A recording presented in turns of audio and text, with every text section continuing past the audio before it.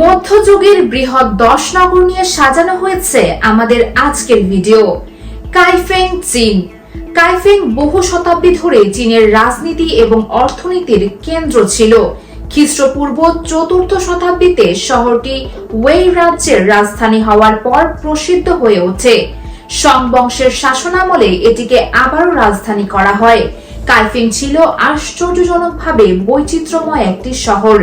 এশিয়ার বেশিরভাগ অঞ্চল থেকে বেশি জাতিগত এবং ধর্মীয় এলাকা ছিল এটি।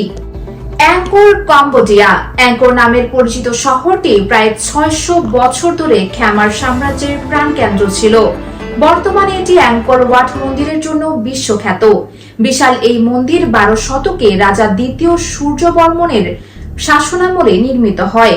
ভারত ও চীনের মধ্যে বাণিজ্য পথ এবং ইন্দোনেশিয়ার অন্যান্য গুরুত্বপূর্ণ রুট নিয়ন্ত্রণ করে খ্যামার সাম্রাজ্য সমৃদ্ধ হয়েছিল। গঙ্গাইকোন্ডা চুলাপুরম। ভারত। গঙ্গাইকোন্ডা চুলাপুরম ছিল শক্তিশালী চুল বংশের রাজধানী। এই রাজবংশ 10ম থেকে ত্রয়োদশ শতাব্দীর মধ্যে দক্ষিণ ভারত ও শ্রীলঙ্কার বড় একটি অংশ শাসন করেছিল। প্রতিদ্বন্দ্বী পাল রাজবংশের বিরুদ্ধে বিজয় লাভের পর চোল শাসক প্রথম রাজেন্দ্রের নির্দেশে এই শহর নির্মিত হয়েছিল। Kyoto Japan. শতাব্দীর পর শতাব্দী ধরে জাপানের রাজধানী কিয়োটো শহর। 994 শতাব্দী থেকে কিয়োটো জাপানের বিভিন্ন রাজনৈতিক শাসকের আসন হিসেবে কাজ করে এসেছে। সম্রাট শুগোন উভয়ই কিয়োটো থেকে জাপান নিয়ন্ত্রণ করতেন এবং অবকাঠামো ও সাংস্কৃতিক স্মৃতিস্তম্ভ নির্মাণে এই শহর বিপুল অর্থ বিনিয়োগ করতেন। কায়রো মিশর। আধুনিক মিশরের রাজধানী কায়রো ছিল মধ্যযুগের অন্যতম ধনী ও গুরুত্বপূর্ণ শহর।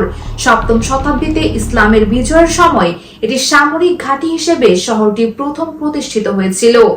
এই শহর আইয়ুবী রাজবংশের ক্ষমতার কেন্দ্র হিসেবে বিখ্যাত ছিল, যা কিংবদন্তি সেনাপতি সালাউদ্দিন প্রতিষ্ঠা করেছিলেন। তাঞ্জাভুর। ভারত। তাঞ্জাভুর ছিল চোল রাজবংশের প্রথম রাজধানী। গঙ্গাইকোন্ডা চুলামপুরের ঠিক দক্ষিণে অবস্থিত এই শহর।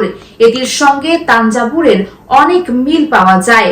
তাঞ্জাভুরের বিস্তার অনেকটাই স্বাভাবিক ছিল, কারণ এটি কোনো মহান সামরিক বিজয়ের ফলে প্রতিষ্ঠিত হয়নি। কনস্টান্টিনোপল তুরস্ক।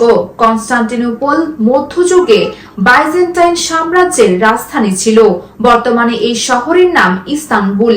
476 খ্রিস্টাব্দে রোমের পতনের পর থেকে কনস্টান্টিনোপল রোমান সাম্রাজ্যের উত্তরাধিকার এবং মহিমা বহন করে চলছিল। বাগদাদ। ইরাক। হাজার বছর ধরে মুসলিম বিশ্বের মাথার মুকুট ছিল বাগদাদ। ইসলামী স্বর্ণযুগে অনেক সাফল্য অর্জন করেছে। বাগদাদের গ্রন্থাগার ও বিশ্ববিদ্যালয়গুলোতে সম্পন্ন হয়েছিল। বাগদাদের অবস্থান এটিকে রাজধানীর জন্য একটি আদর্শ স্থান করে তুলেছিল। নিশাপুর। ইরান। 3য় শতাব্দীতে সাসানীয় সাম্রাজ্যের শাসনামলে নিশাপুর শহরের গোড়াপত্তন হয়। 7ম শতাব্দী থেকে ইসলামী শাসনামলে এই শহরে এই অঞ্চলের একটি বাণিজ্যিক কেন্দ্র এবং সিল্ক রোডের পাশে অবস্থিত আরেকটি গুরুত্বপূর্ণ শহর হিসেবে সমৃদ্ধি লাভ করে। কার্ডোভা। স্পেন। মধ্যযুগে আধুনিক স্পেনের বেশিরভাগ অংশ শাসন করা বিভিন্ন ইসলামী খিলাফতের হৃদস্পন্দন ছিল কার্ডোবা। 8ম শতাব্দীতে মুসলিমদের হামলার সময় মূল শহরটি মূলত ধ্বংস হয়ে যায়, কিন্তু বছরের পর বছর ধরে ধীরে ধীরে পুনর্নির্মাণ করা হয়। US Bengal news desk.